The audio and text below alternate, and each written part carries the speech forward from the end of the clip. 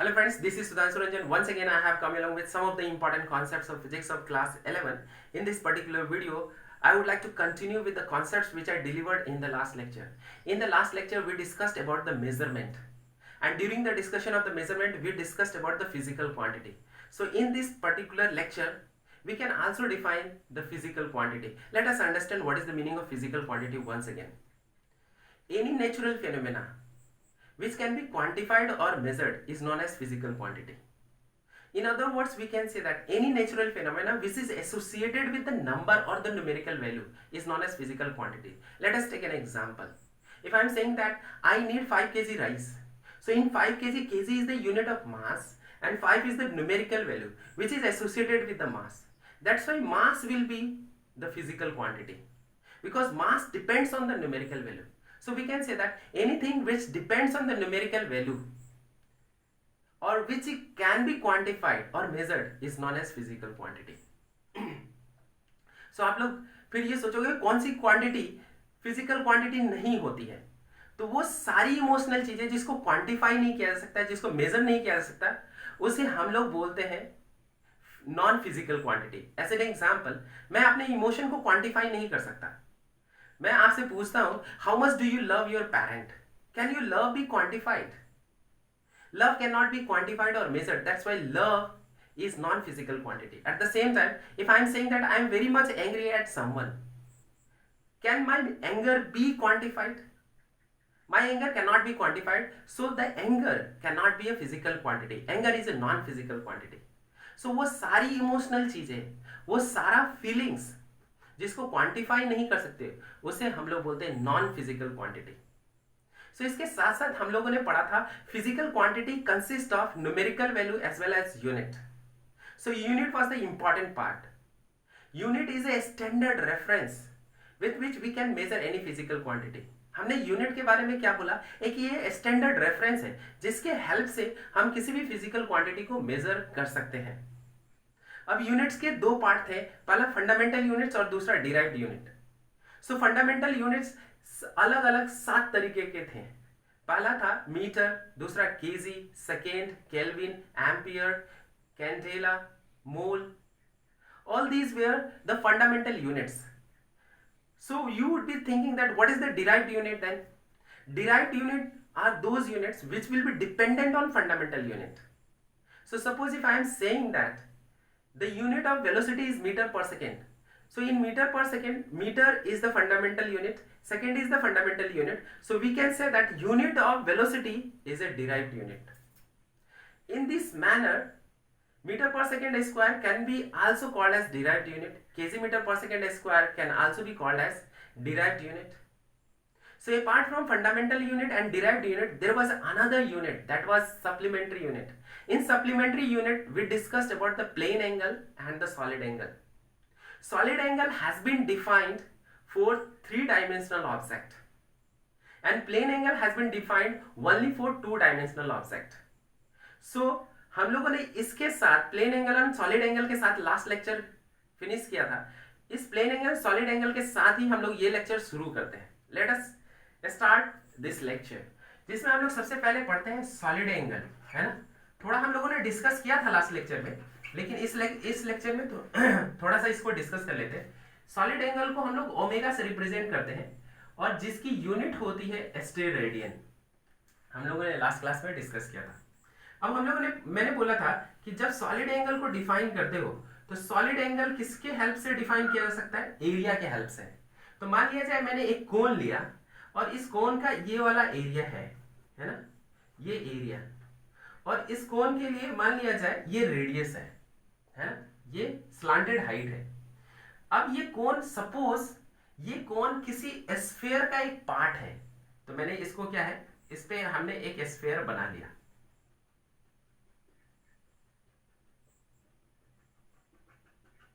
मैंने बोला ये कोन जो है एक स्फीयर का पार्ट है. तो अगर मैंने बोला कि इसका सॉलिड एंगल क्या होगा, इस कोन का जो सॉलिड एंगल वो क्या होगा, सॉलिड एंगल को हम लोग ओमेगा से रिप्रेजेंट करते हैं.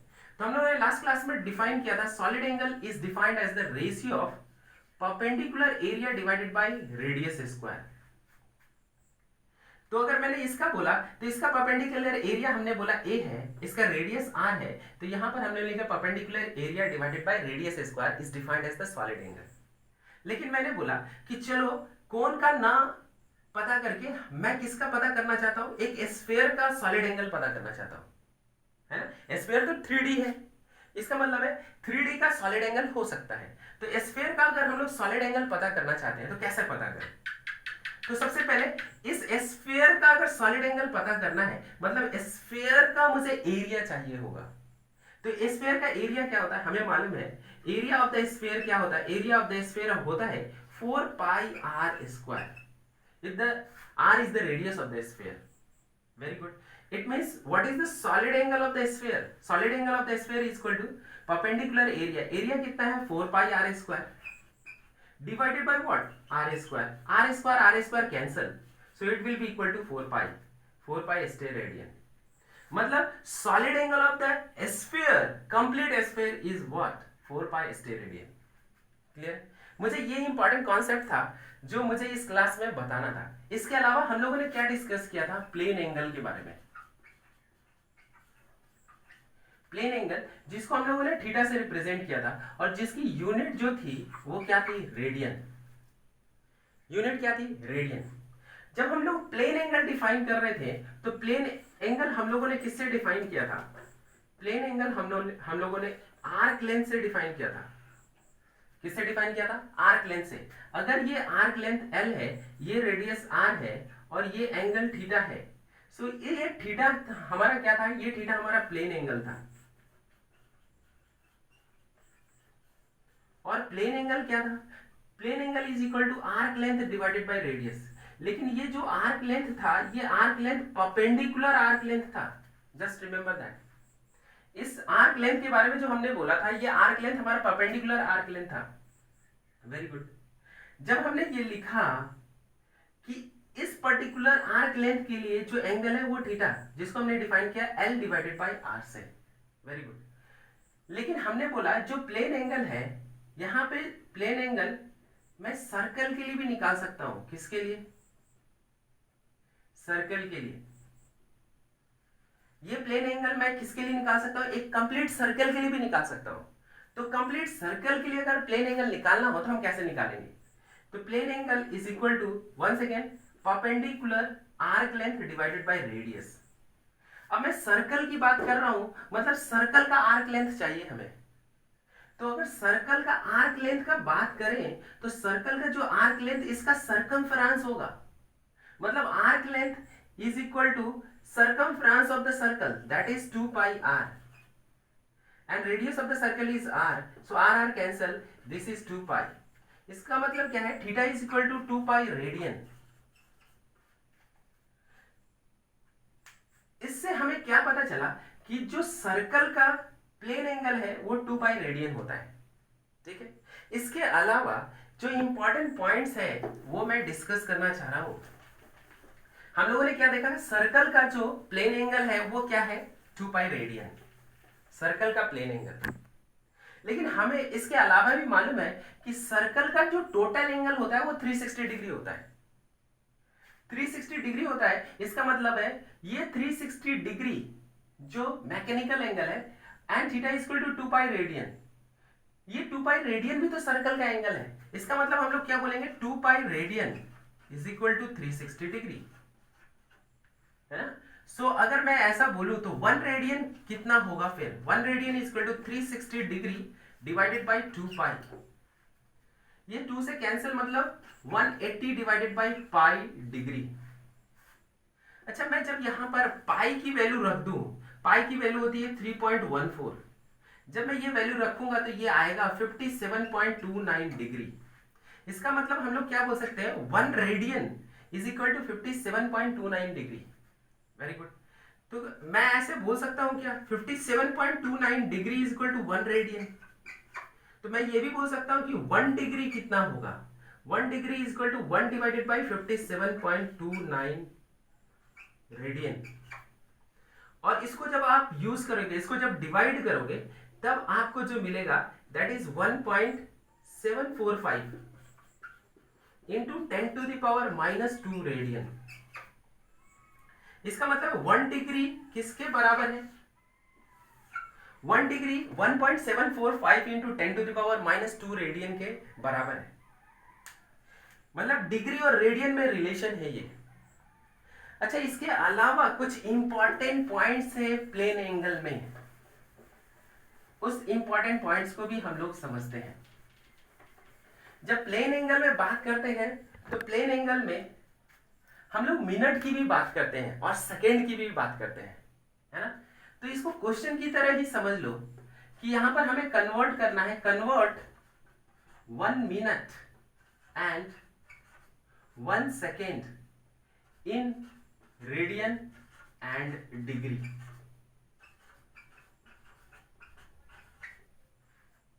ठीक है, हमें क्या करना है कि 1 मिनट और 1 सेकेंड को रेडियन और डिग्री में कन्वर्ट करना है। अभी तो हमने देखा 1 radian is equal to 57.29 degree और 1 degree is equal to 1.745 into 10⁻⁻² radian. So let us convert this 1 minute into radian और डिग्री।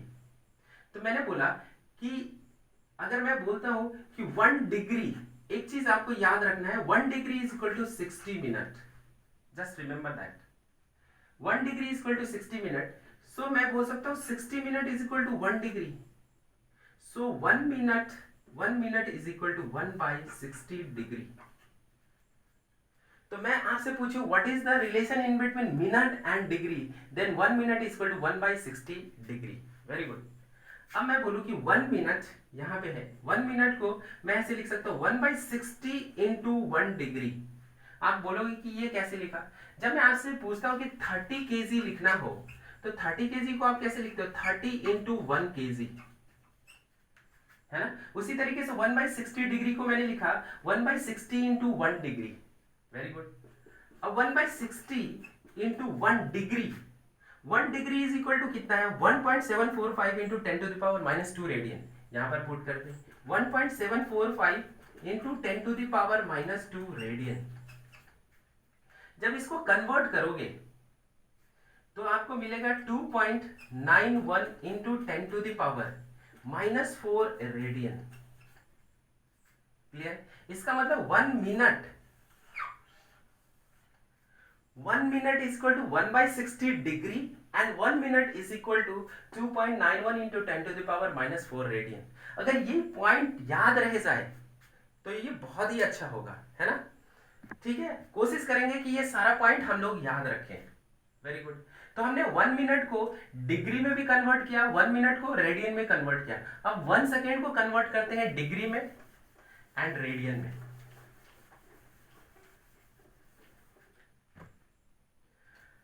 हम लोगों को मालूम है कि 1 minute is equal to 60 second, है ना।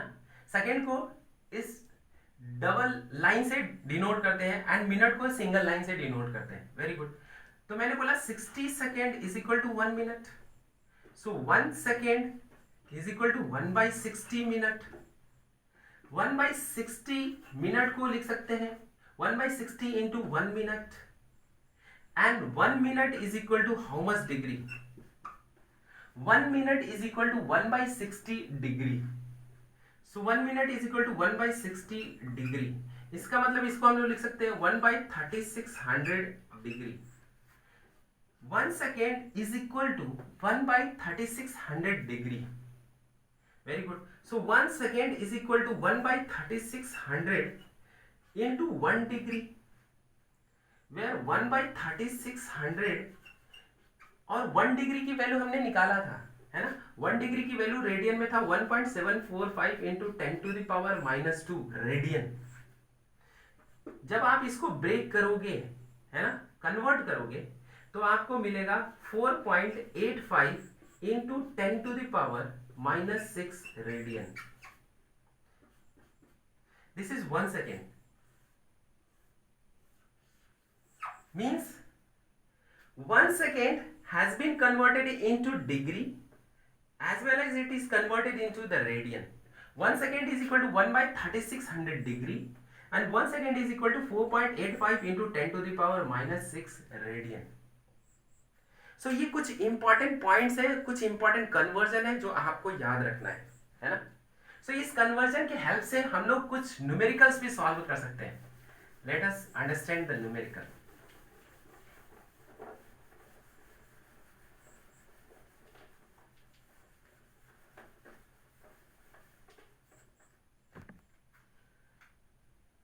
क्वेश्चन हम लोग लेते हैं. क्या है? 59.5 डिग्री 30 मिनट को कन्वर्ट करना है रेडियन में. किस में कन्वर्ट करना है? 59.5 डिग्री 30 मिनट को कन्वर्ट करना है रेडियन में. Very good. तो या तो डिग्री को मिनट में कन्वर्ट कर दो या मिनट को डिग्री में कन्वर्ट कर दो. Have you got my point? तो हमें मालूम है कि 1 degree is equal to 60 minute. ये हमें मालूम है. तो मैं पूछ रहा हूं कि इसको अगर मैं लिखूं 1/2 degree is equal to 60/2 minute, इसका मतलब half degree is equal to 30 minute. इसका मतलब है 0.5 degree is equal to 30 minute. मतलब 30 मिनट किसके बराबर है? 0.5 डिग्री के बराबर है. तो अगर मैं इसको लिखूं यहां पर 59.5 डिग्री और इस 30 मिनट का जो डिग्री है वो कितना है? 0.5 डिग्री. इसका मतलब अगर मैं इसको लिखूं तो यहां पर क्या है? 60 डिग्री. अच्छा, लेकिन हमें इसको तो रेडियन में कन्वर्ट करना था. हमने इस पार्ट को पूरे डिग्री में कन्वर्ट कर लिया. डिग्री कितना है? 60 डिग्री. Very good. 60 डिग्री को हम लोग लिख सकते हैं 60 इंटू 1 डिग्री. और 1 डिग्री की वैल्यू रेडियन में हमें मालूम है 1.745 into 10 to the power -2 radian. Clear? तो मल्टीप्लाई करोगे तो 30, 27, 51, 6, नो 42, 1 सेकेंड, 0, 7, 4,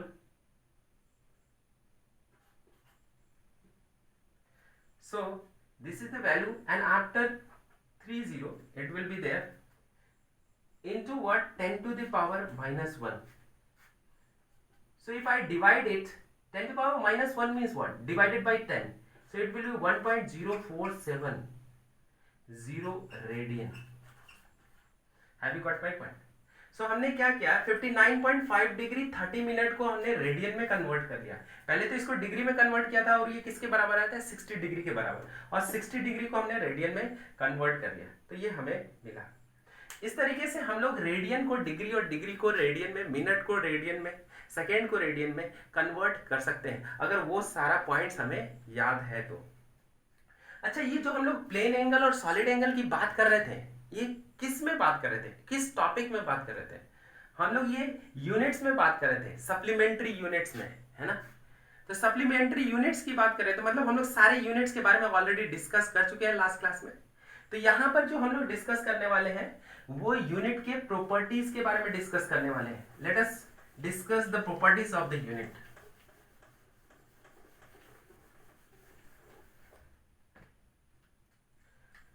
यूनिट की प्रॉपर्टीज क्या है? प्रॉपर्टीज ऑफ द यूनिट, ये हमारा टॉपिक है. सपोज मान लेते हैं हम लोग प्रॉपर्टीज ऑफ द यूनिट. आपके पास कोई भी यूनिट है उसकी कुछ ना कुछ प्रॉपर्टी होगी. तो पहला है it is in proper size.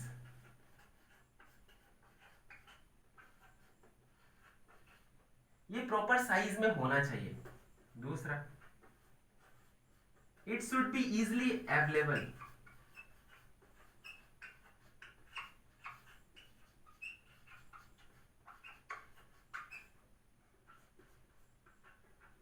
तीसरा, it should be reproducible.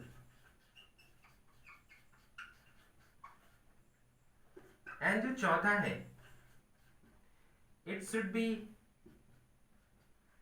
unaffected by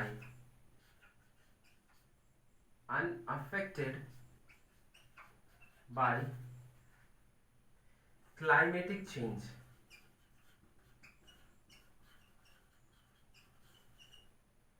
clear है? अब पॉइंट है कि जब हम यूनिट की बात कर रहे थे, मतलब यूनिट मतलब मीटर की बात कर रहे हैं, केजी की बात कर रहे हैं, है ना? तो अगर मैं 1 मीटर का स्केल अगर बनाता हूं, है ना, 1 मीटर का स्केल बनाता हूं, और वो स्केल मैंने किसी मटेरियल से बनाया, और मान लीजिए यहाँ का कुछ टेम्परेचर होगा, और मैं यहाँ से उस स्केल को यूएसए ले गया, वहाँ का टेम्परेचर कुछ दूसरा होगा, कुछ बदल जाएगा। तो टेम्परेचर के बदल जाने से इस स्केल में किसी तरीके का कोई चेंज नहीं आना चाहिए, है ना? ये प्रॉपर्टी किसकी होनी चाहिए? यूनिट की। मतलब टेम्परेचर या एटमॉस्फेरिक कंडीशन के चेंज होने से उस स्केल में, स्केल के लेंथ में किसी तरीके का चेंज नहीं होना चाहिए, है ना? ये लास्ट प्रॉपर्टी है। It should B unaffected by the climatic change. मतलब टेम्परेचर, प्रेशर या किसी भी एटमॉस्फेरिक चेंज की वजह से उसके लेंथ में किसी तरीके का चेंज नहीं आना चाहिए। जैसे मास की यूनिट केजी है, 1 केजी का जो हमने वेट लिया, वो टेम्परेचर के कारण से 1 केजी में किसी तरीके का चेंज नहीं आना चाहिए। ये प्रॉपर्टी होती है किसी भी यूनिट की।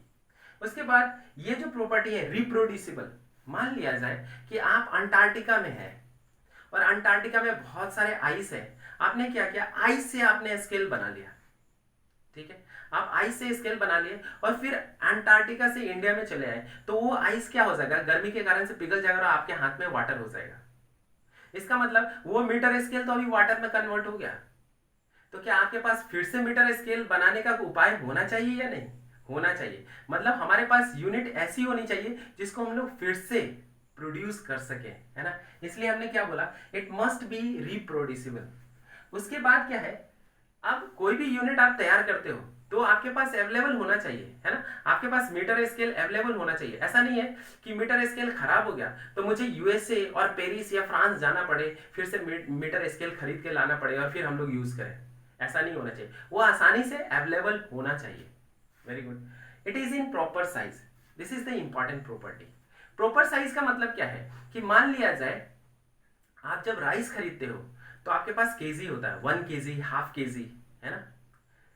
लेकिन जब आप सोना गोल्ड खरीदने जाते हो, तो गोल्ड खरीदने जब जाते हो तो गोल्ड को जो मेजर करता है मिलीग्राम और ग्राम में करता है। राइस को जब हम मेजर करते हैं तो मिलीग्राम में मेजर नहीं करते हैं, लेकिन गोल्ड को जब मेजर करते हैं तो मिलीग्राम में भी मेजर करते हैं। तो वहां पर जो मिलीग्राम है, जो यूनिट है, वो इंपॉर्टेंट है। मतलब गोल्ड के लिए मिलीग्राम इंपॉर्टेंट है, राइस के लिए मिलीग्राम इंपॉर्टेंट नहीं है। इसलिए क्या है, कौन सा चीज आप मेजर कर रहे हैं उसके अकॉर्डिंग आपके पास यूनिट होनी चाहिए। राइस मेजर कर रहे हैं तो केजी चलेगा, अगर गोल्ड मेजर कर रहे हैं तो मिलीग्राम चलेगा। इसलिए यहां पर बोला गया है it is in proper size, it must be in proper size. So these are the properties of the unit. So I think we understood what is the property of the unit. अब हम लोग जो पढ़ने वाले हैं, तो यहां पर क्या है, अब डिफरेंट कंट्री में डिफरेंट यूनिट यूज किया गया सेम फिजिकल क्वांटिटी के लिए डिफरेंट कंट्री में। जैसे फ्रांस में लेंथ को मेजर करने के लिए मीटर भी यूज किया और सेंटीमीटर भी यूज किया। लेकिन अगर इंग्लैंड की बात करें, अगर ब्रिटेन की बात करें, तो वहां पर लेंथ को मेजर करने के लिए फुट का यूज किया। फ्रांस में मास को मेजर करने के लिए केजी और ग्राम का यूज किया, वहीं पर ब्रिटेन में मास को मेजर करने के लिए पाउंड का यूज किया। तो क्या हुआ, अलग अलग जगह पे अलग अलग यूनिट का यूज किया जाता था। इसलिए there are some system of units, so there are different system of units used in different countries. So वही हम डिफरेंट सिस्टम ऑफ यूनिट्स अभी हम लोग पढ़ने वाले हैं। तो डिफरेंट सिस्टम ऑफ यूनिट्स हम लोग लिख ले यहाँ पे, डिफरेंट सिस्टम ऑफ यूनिट्स।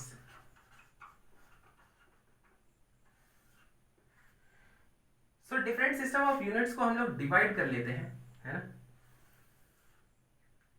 पहला है CGS system of unit. CGS system of unit, इसको किसने दिया था? एक गॉसियन साइंटिस्ट था, इसलिए इसको गॉसियन सिस्टम भी बोलते हैं, है ना? सीजीएस के अलावा यहां पे दूसरा था एफपीएस सिस्टम ऑफ यूनिट, और ये कहां पे यूज होता था? ब्रिटेन में। ब्रिटिश लोग इसको यूज करते थे, है ना? और ये कहां यूज होता था? फ्रांस में। Very good. उसके अलावा एक सिस्टम ऑफ यूनिट थी जिसको हम लोग बोलते हैं MKS सिस्टम ऑफ यूनिट, जो कहां पे यूज होती थी, ये भी फ्रांस में यूज होती थी, है। इसमें सी जो स्टैंड करता था, सी स्टैंड करता था सेंटीमीटर, जी जो स्टैंड करता था वो ग्राम होता था, एंड एस जो स्टैंड करता था वो सेकेंड। मतलब ये सेंटीमीटर लेंथ के लिए, ग्राम मास के लिए, एंड सेकेंड टाइम के लिए।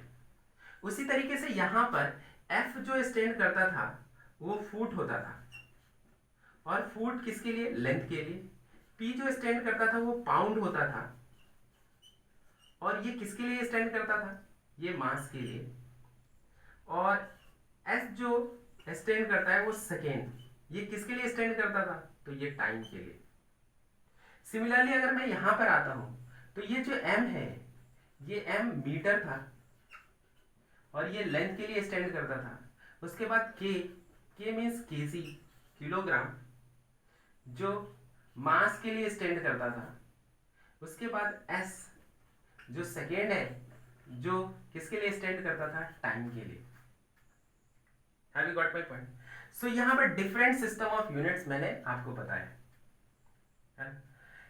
लेकिन क्या हुआ कि 1971 में 1971 में एक कॉन्फ्रेंस किया गया। उस कॉन्फ्रेंस मीटिंग में बहुत सारे साइंटिस्ट एक साथ इकट्ठा हुए, अलग अलग कंट्री से, है ना। और उन्होंने बोला कि अगर हम लोग डिफरेंट कंट्री में डिफरेंट यूनिट्स यूज करते हैं सेम फिजिकल क्वांटिटी के लिए, तो there will be difficulty in export and import. मतलब जब वो सामान का एक्सचेंज करते थे तो उनमें डिफिकल्टी फेस करना पड़ता था। इसलिए सारे साइंटिस्ट ने मिलकर, सारे देश के साइंटिस्ट ने मिलकर ये डिसीजन लिया कि सेम फिजिकल क्वांटिटी के लिए जो यूनिट होनी चाहिए वो यूनिवर्सल होना चाहिए। मतलब सभी के लिए, वो किसी भी, वो सभी के लिए एक फिजिकल क्वांटिटी की जो यूनिट होगी सभी के लिए सेम होगी। जैसे मास के लिए केजी होगी तो सारे कंट्री के लिए केजी होगी। लेंथ के लिए अगर मीटर होगी तो सारे कंट्री के लिए मीटर होगी। Have you got my point? तो इसके लिए एक मीटिंग की गई 1971 में, और एक यूनिवर्सल यूनिट तैयार किया गया जिसे हम लोग बोलते हैं एसआई यूनिट, एसआई यूनिट।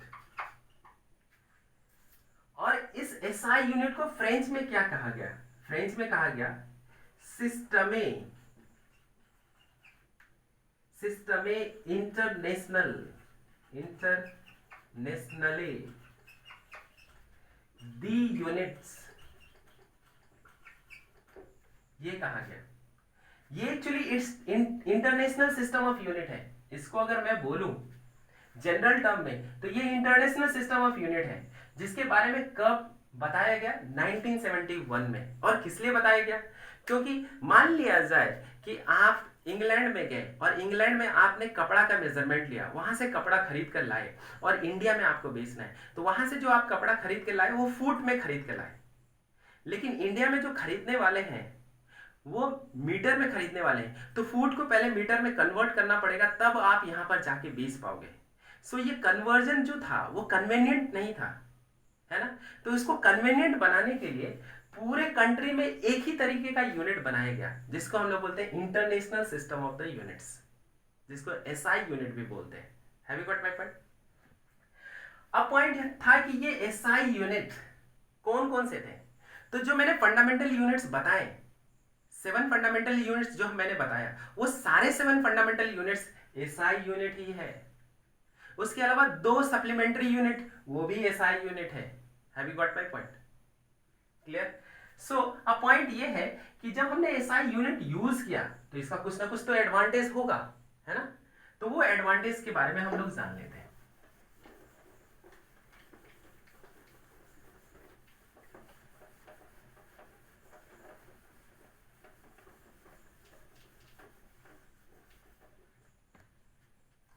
वो एडवांटेजेस क्या था, मतलब advantages of SI unit, advantages of SI units. पहला तो ये रेशनल यूनिट था। Rational unit. आप बोलोगे रैशनल यूनिट क्यों था? इसको समझने के लिए हम लोग यहां पर समझते हैं। वर्क डन की यूनिट क्या थी? वर्क डन की यूनिट, वर्क डन एक तरीके का एनर्जी है और इसकी यूनिट जूल्स थी। Very good. उसी तरीके से हीट के बारे में भी डिस्कशन हुआ करता था उस वक्त, और हीट भी एक तरीके का एनर्जी था, लेकिन इसकी जो यूनिट थी वो कैलोरी थी। उसके बाद एक एनर्जी थी जिसको हम लोग बोलते हैं इलेक्ट्रिकल एनर्जी, उसकी यूनिट रखी गई किलोवाट आवर। ये भी एक एनर्जी है। मतलब जब हम इंटरनेशनल सिस्टम ऑफ यूनिट्स नहीं यूज कर रहे थे, तब हमने देखा वर्क डन जो एनर्जी है, हीट भी एनर्जी है, इलेक्ट्रिकल एनर्जी भी एनर्जी है, और तीनों एनर्जी को अलग अलग यूनिट से डिफाइन किया गया। तीनों तो एनर्जी है, फिर भी इसको अलग अलग यूनिट से डिफाइन किया गया। लेकिन एसआई सिस्टम में कैसे बोला गया? ये पहले डिफाइन किया गया बिफोर एसआई सिस्टम। बाद में ये बोला गया ये एनर्जी है, ये एनर्जी है, ये एनर्जी है, ये सारा एनर्जी है, तो सारे एनर्जी का एक यूनिट रखा जाए, है ना। और सारे एनर्जी का यहां पर क्या यूनिट रखा गया एसआई सिस्टम में? यहां पर सारे एनर्जी के लिए जो यूनिट रखा गया वो जूल्स रखा गया। मतलब वो वर्क डन हो, मैकेनिकल वर्क डन मतलब मैकेनिकल एनर्जी, मैकेनिकल एनर्जी हो तब भी उसकी यूनिट जूल्स होगी, हीट एनर्जी हो तब भी जूल्स होगी, और इलेक्ट्रिकल एनर्जी हो तब भी जूल्स होगी। तो ये यूनिट क्या किया गया? इट प्रोवाइड्स, क्यों रेशनल यूनिट बोला गया? It provides one unit to same physical quantity, same physical quantity which are in different form।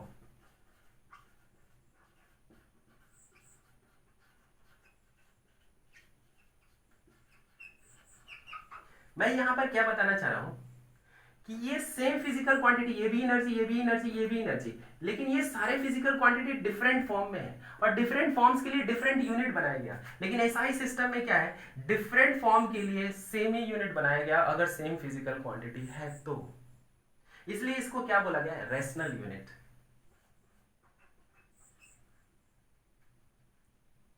उसके बाद बोला गया it is internationally accepted, it is internationally acceptable. पहली बात कि हर जगह पे एक ही तरीके का यूनिट चलने लगा सेम फिजिकल क्वांटिटी के लिए, इसलिए ये क्या हर जगह एक्सेप्टेबल था, है ना। तीसरा important point, it is a metric system of unit, metric system of unit. आप बोलोगे मैट्रिक सिस्टम ऑफ यूनिट क्या है? मैट्रिक सिस्टम ऑफ यूनिट का मतलब होता है कि मान लिया जो 1 मीटर मैं बोल रहा हूं, 1 मीटर इज इक्वल टू क्या लिखोगे आप? 100 सेंटीमीटर। 100 सेंटीमीटर मतलब 10 टू द पावर 2 सेंटीमीटर।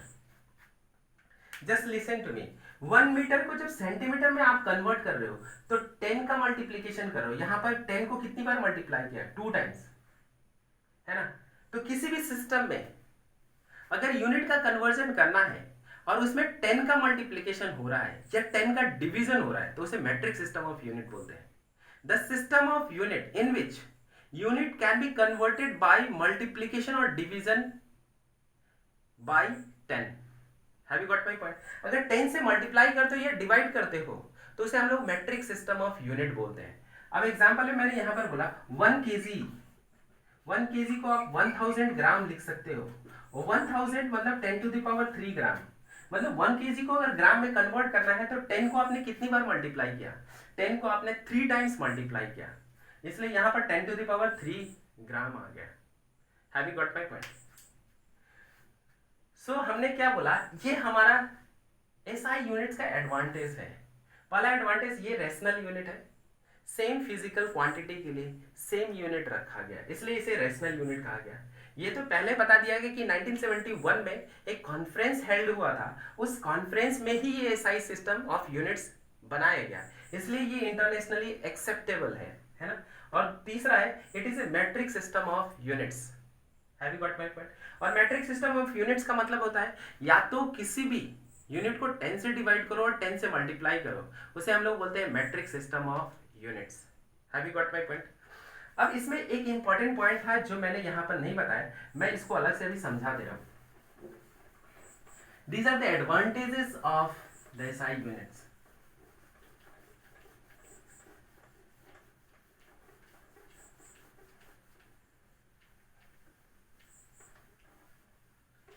एक चीज जो मैंने एफपीएस सिस्टम में मुझे डिस्कस करना था, एफपीएस सिस्टम में हमने क्या बोला, foot, pound and second. Foot मतलब लेंथ की बात कर रहे हैं, है ना? तो इसमें थोड़ा सा जो कन्वर्जन है वो याद रख लेते हैं। 1 foot is equal to 12 inches. 1 foot is equal to 12 inch and 1 inch is equal to 2.5 centimetres. Clear? So अगर मैं पूछूं 1 फुट क्या होगा, 1 foot is equal to 12 inch, 12 into 1 inch, 12 into 1 inch, और 1 इंच कितना है, 2.54 सेंटीमीटर। 2.54 सेंटीमीटर, इसका मतलब क्या होगा, ये 30.48 सेंटीमीटर। मतलब 1 foot is equal to 30.48 centimetre और 1 foot is equal to 12 inch. 1 inch is equal to 2.54 centimetre. ये आपको याद रह जाए तो कोई प्रॉब्लम नहीं है। इसके अलावा जो 1 पाउंड है, 1 पाउंड को केजी में लिखते हैं, दैट इज 0.454 केजी। ये भी याद रह जाना चाहिए। Have you got my point? So with this, I would like to conclude my lecture here. In next class, we will meet with some new concepts. Okay, thank you. Thank you very much.